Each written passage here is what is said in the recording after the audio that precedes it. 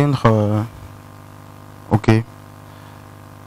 Voilà, que Dieu soit béni. Donc, que la paix, n'est-ce pas, du Seigneur soit avec nous. Amen. Et c'est un culte d'exhortation, c'est très particulier. Effectivement, c'est vu par l'Esprit de Dieu, n'est-ce pas? Les serviteurs de Dieu, les servantes de Dieu ont été poussés. Et ils ont constaté la lourdeur de l'atmosphère et c'est fait à dessein. C'est Dieu qui a voulu que les choses se fassent comme cela. Parce que le message prévu doit répondre, n'est-ce pas, à une question. Et tout a été fait, poussé par l'Esprit de Dieu pour éprouver les esprits. Alors, nous sommes chrétiens. Je vais pas être long, nous sommes chrétiens et si nous sommes chrétiens, il y a une chose qui amène le monde, n'est-ce pas, à être situé sur notre identité véritable. Si nous sommes de Christ, si nous sommes enfants de Dieu, ce n'est pas l'appartenance à une confession religieuse qui va situer l'univers ou le monde sur notre identité ou notre appartenance à Christ. Si nous sommes de Dieu, ce ne sont pas des prophéties nombreuses qui sortiront de nous, autour de nous, qui vont scander ou du moins témoigner à notre faveur. Si nous sommes fils de Dieu, il y a quelque chose qui, au-delà du témoignage que l'Esprit de Dieu rend à notre esprit, il y a autre chose qui amène le monde, surtout le monde, à être situé sur ce que nous sommes. Et j'aimerais poser la question, même si chacun ne me répond pas, j'aimerais quand même poser et soulever cette question. Depuis que toi, tu es chrétienne ou chrétien, depuis que tu sers le Seigneur, depuis que tu es en Christ, alors, est-ce que tu as déjà reçu de toi-même le témoignage de l'Esprit de Dieu que tu es enfant du Seigneur? Depuis que tu es baptisé, pour certains, ça dépend, tu exerces, tu as des nombreux dons, des talents. Est-ce que l'Esprit de Dieu a déjà rendu témoignage à ton esprit que tu es enfant de Dieu? Ça, c'est la première question. Et chacun pourra répondre, c'est une question dont la réponse sera, n'est-ce pas, donnée à l'Esprit de Dieu. Je n'ai pas besoin qu'on se réponde. La deuxième question va dans le même sens. Depuis que tu étais converti, dit-on, est-ce que, n'est-ce pas, les païens même ont déjà rendu témoignage de toi? Je ne parle pas des païens qui sont tes amis, avec qui tu t'amuses dans le quartier, ou non. Est-ce que les païens, même qui sont tes ennemis, ont déjà rendu témoignage de ton appartenance à la personne de Yeshua? Ça, c'est une deuxième question que je pose. Et certainement, tu me diras, pour te faire plaisir, pour ceux qui vont mentir à eux-mêmes, oui. Et même pour la première question, tu me diras certainement, oui, ok. Mais Matthieu 7 dit qu'on reconnaît l'arbre à son fruit. J'étais le matin en train de lire un texte qu'on va partager, d'ailleurs il est là. Et le matin, je suis arrivé expressement, tu peux diminuer l'autre micro là-bas, c'est celui qui est en bas. L'Esprit de Dieu me dit, alors donne à ceux qui sont arrivés en premier de lire Romains. Il y a d'autres textes qu'on va ajouter. Romains chapitre 8 à partir du verset 14. Donne-leur de lire ce texte. Et à ma grande surprise, alors je constate que plutôt que de consacrer le temps à la lecture, plutôt que de consacrer le temps à la méditation, je constate que ces sœurs et ces frères, que je vais taire les noms, certainement vous allez vous reconnaître vous-même, vont se donner, mais n'est-ce pas, aux choses du monde. J'étais là, depuis le matin je suis là. Ils vont parler de tout et de rien, sauf de la parole de Dieu. Alors ils vont aller sur WhatsApp, sur Facebook, ils vont commenter des photos comme des païens. Vraiment, votre attitude peut facilement témoigner de ce que vous êtes. Excusez-moi d'être un peu dur avec vous, mais votre comportement ce matin m'a lésé. C'était fait à dessein.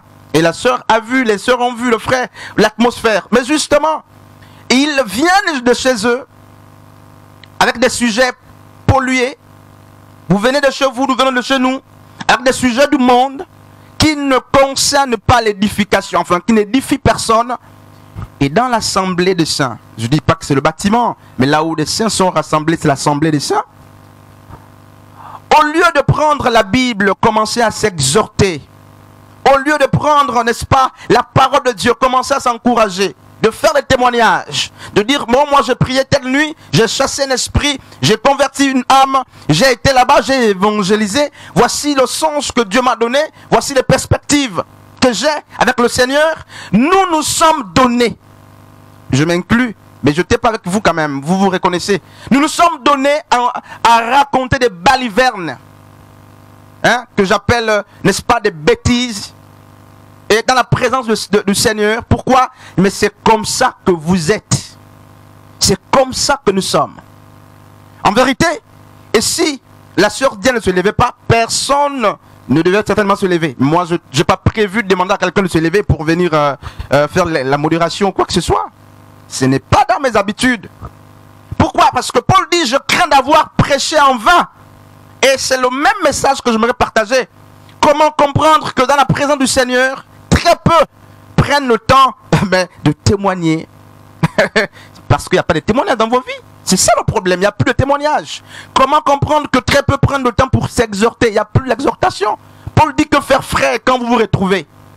Mais celui qui a un cantique apporte, il n'a pas dit commencer à venir parler des fiançailles des gens ici. Paul n'a jamais dit quand vous vous retrouvez commencer à commenter des photos sur Facebook. Ça prouve, n'est-ce pas, l'état de païen de beaucoup de cœurs. Ça prouve justement que nous sommes légers. Et cette légèreté, mais elle nous poursuit, elle va nous poursuivre. Vos œuvres vous poursuivront.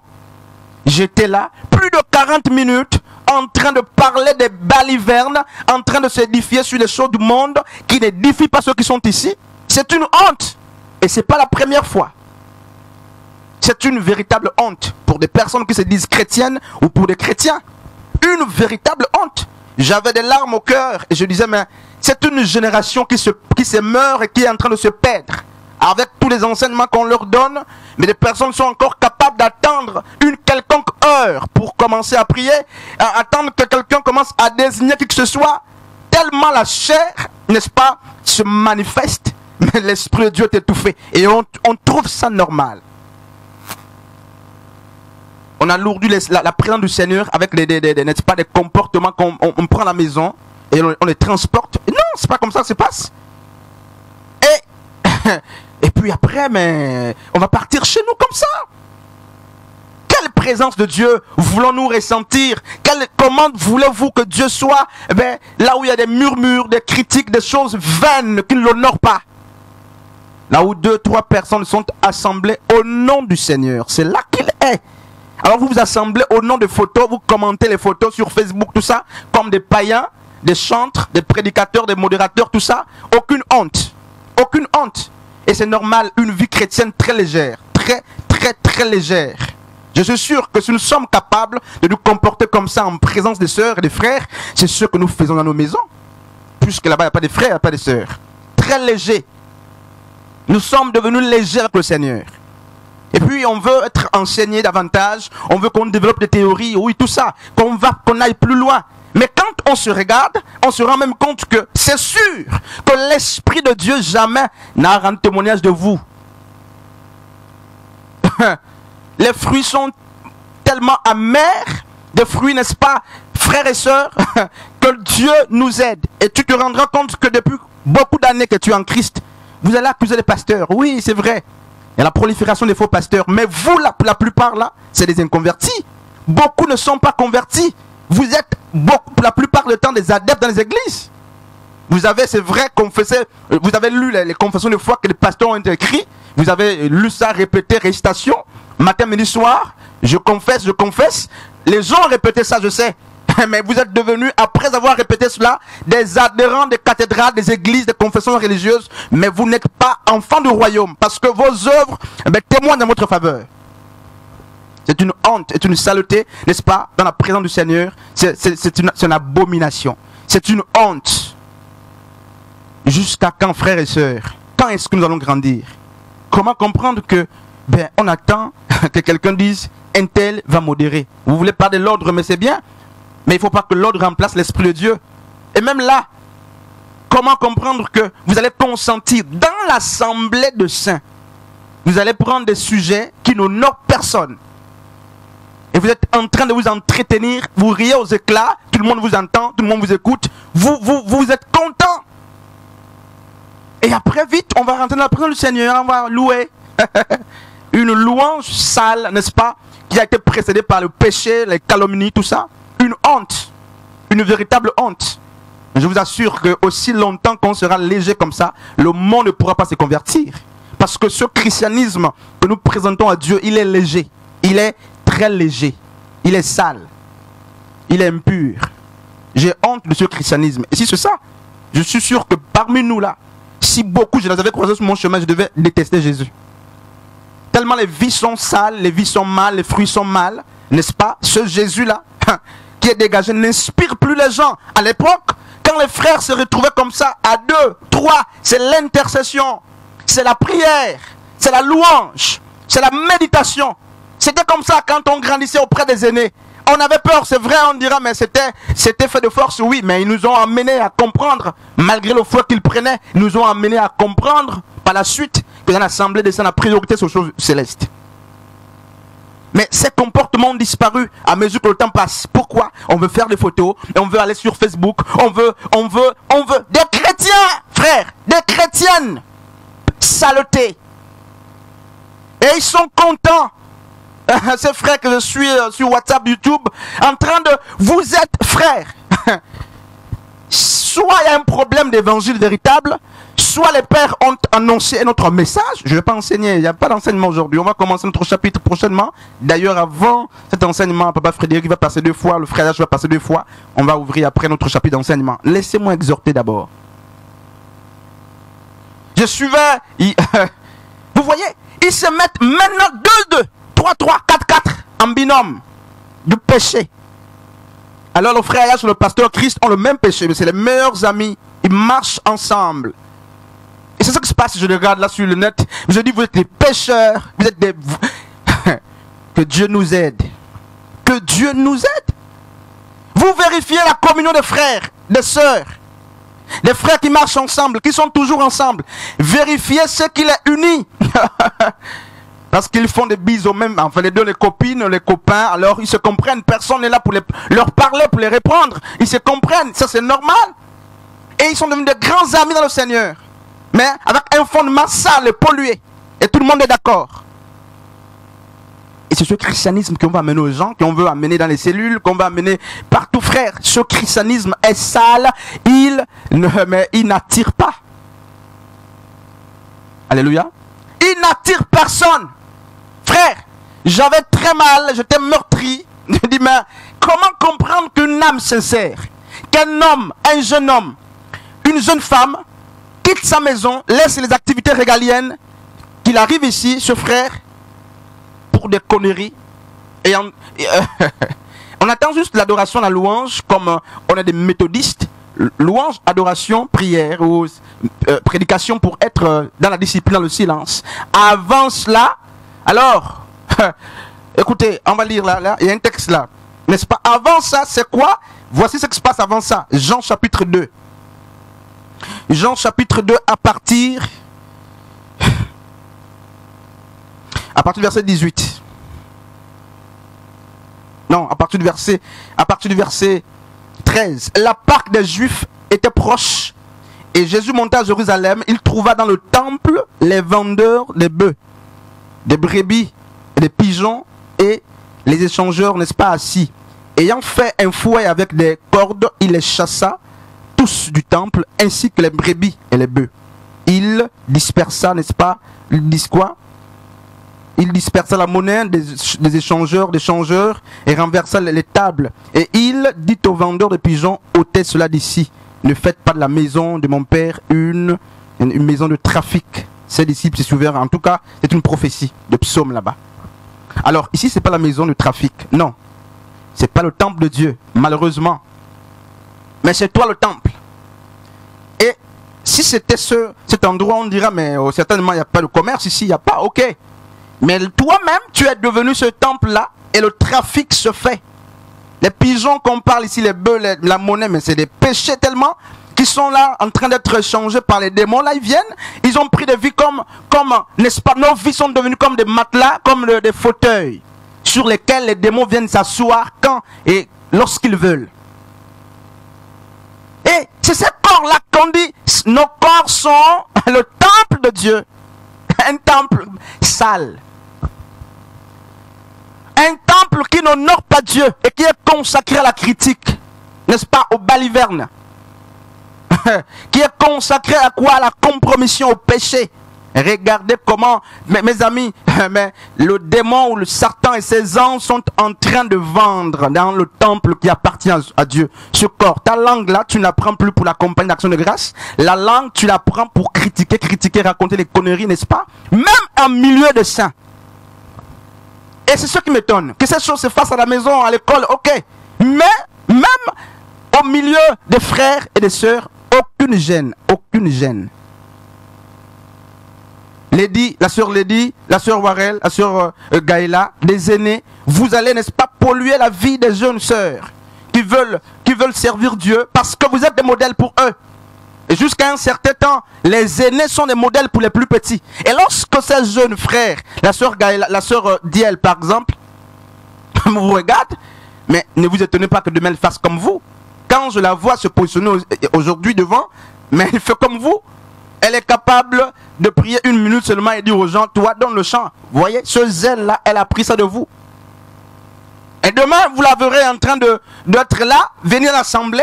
Au lieu de se mettre à genoux, fléchir, je ne sais pas, commencer à adorer le Seigneur, vous la verrez en train de faire des photos, tout ça, parce que c'est ici qu'on... C'est pas un studio photo. C'est pas ici qu'on raconte les fiançailles des gens. Si vous voulez féliciter les gens qui ont vécu plusieurs mois dans le péché et après ils font les fiançailles, ça vous honore, allez les féliciter. Ça c'est la saleté. Oui, vous direz que c'est la fin qui compte, mais vous n'êtes pas des modèles pour les gens. Vous ne serez pas mes modèles. Tellement il y a le péché. Et ces enfants-là, ces jeunes-là, Sharon, elles vous regardent. Elles vous regardent faire. Et après, vous allez revenir vers elles pour commencer à sanctionner alors qu'elles vont manifester les comportements qu'elles ont vus en vous. Vous venez, vous commencez à critiquer, vous commencez à parler. Un tel. Oui, la sœur s'est mariée, la sœur, oh, fiançailles, même bien. C'est pas ici, c'est pas un sujet. Quelle saleté, n'est-ce pas? C'est la saleté. Et ce christianisme n'inspire pas les gens. C'est pourquoi vous aurez du mal à impacter vos frères. Vous aurez du mal. Vous aurez du mal, frères. C'est la saleté, c'est la légèreté. Je reçois de plus en plus de témoignages de vous, frères. Des gens qui sont avec vous témoignent. Je préfère ne pas citer, mais que Dieu nous aide. Que Dieu nous aide, frères. Que Dieu nous aide. Ce christianisme est sale. Il est comme une poubelle. Si c'est pour danser, on met le piano, il passe, frère. C'est fait à dessein, il passe. Je l'ai été à dessein pour voir comment l'instrument de Dieu peut servir le Seigneur sans cet instrument. C'était fait à dessein. Sœur Warel, essaie un peu de toucher là. Voilà, c'est allumé. Voilà, tu mets le volume, son volume. En tout cas, il passe. Voilà, il passe. Mais c'est un pour voir si quelqu'un est encore capable de chanter sans l'instrument. Si quelqu'un est capable de louer sans l'instrument.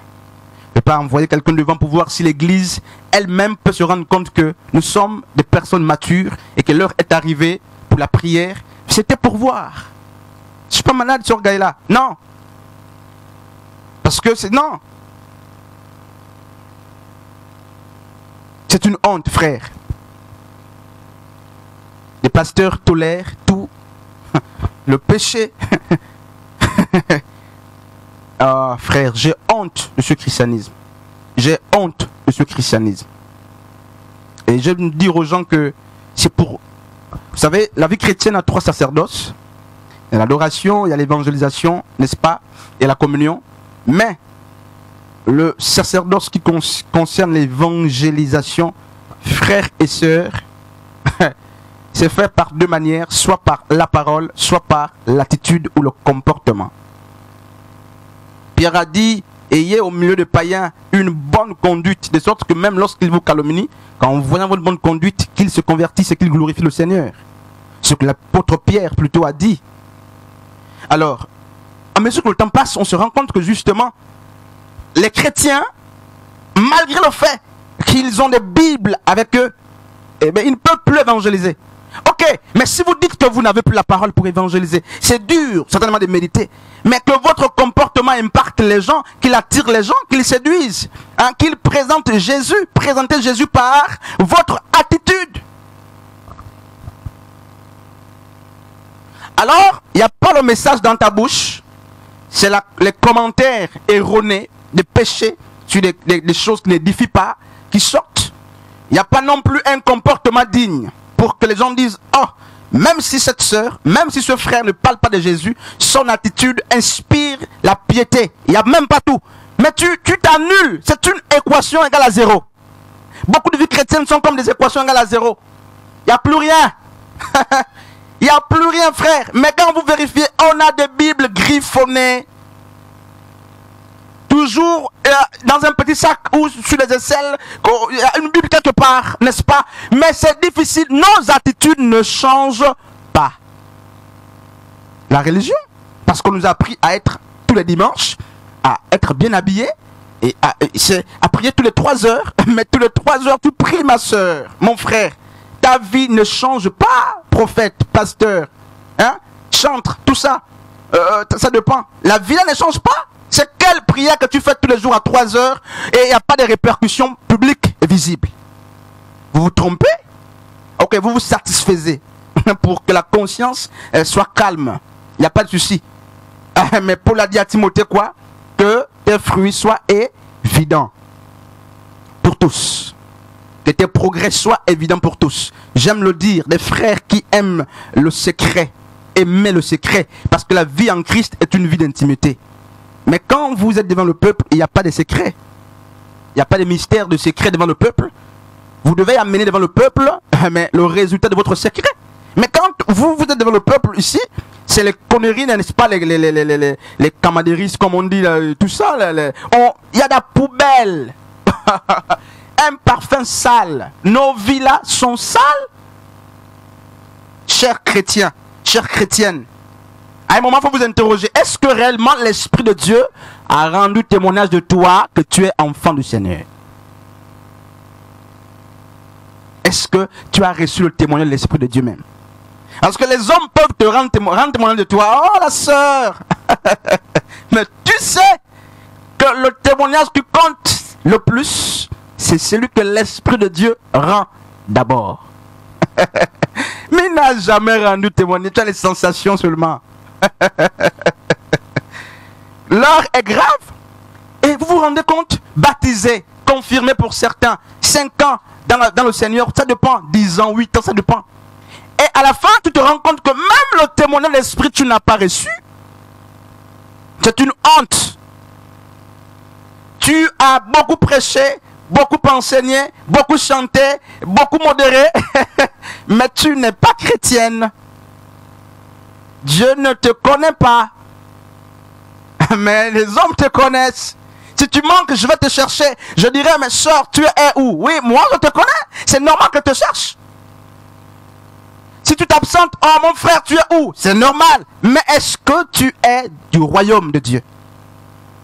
Est-ce que tu appartiens au royaume? Si oui, mais comment ça se reflète par la mauvaise vie?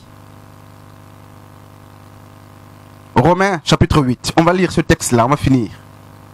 Frère, que Dieu nous aide. Hein? Je parlais avec un frère hier, vous voyez l'audace. Vous voyez, un frère que j'ai connu, nous sommes dans Romains chapitre 8 à partir du verset 14 jusqu'à 16. Un frère chantre, je ne vais pas citer son nom, mais j'ai communiqué avec le frère, tu vas bien? Oui frère, qu'est-ce qui se passe? Oh, frère, je suis dans le péché. Comment? Oh non, je suis allé voir l'enfant au village. Et ça c'est le premier frère.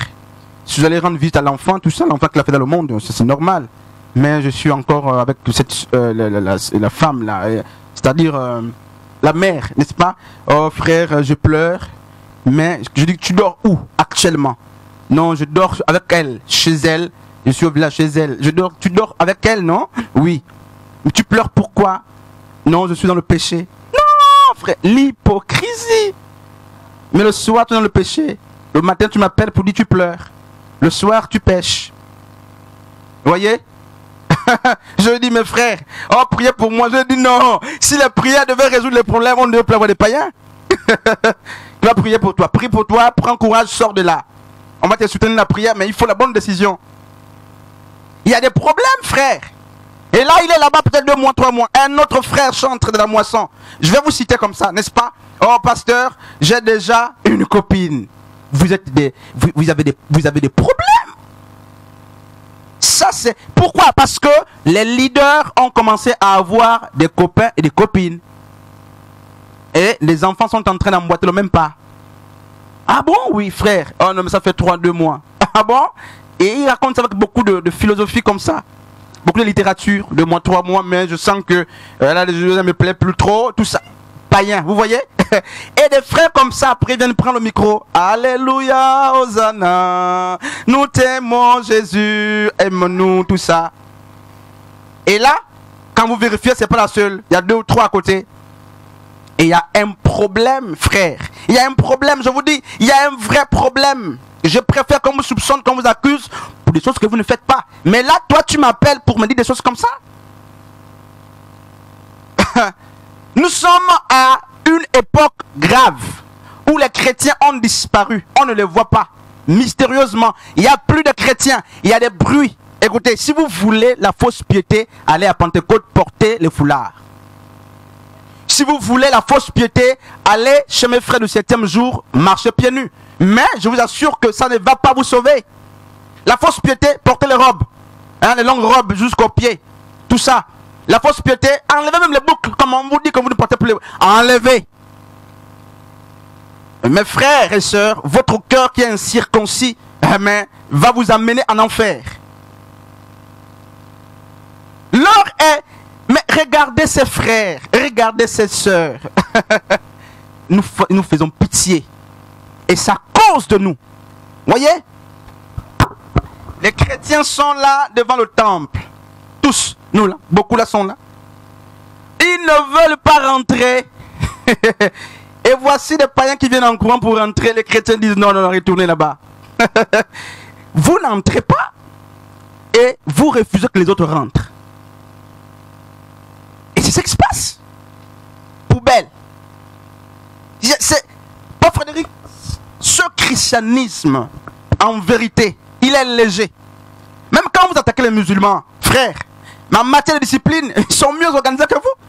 Il y a trop de légèreté dans ce christianisme-là. Il est léger. Pourquoi? Parce que on a présenté les églises aux gens, on a présenté les comités aux gens.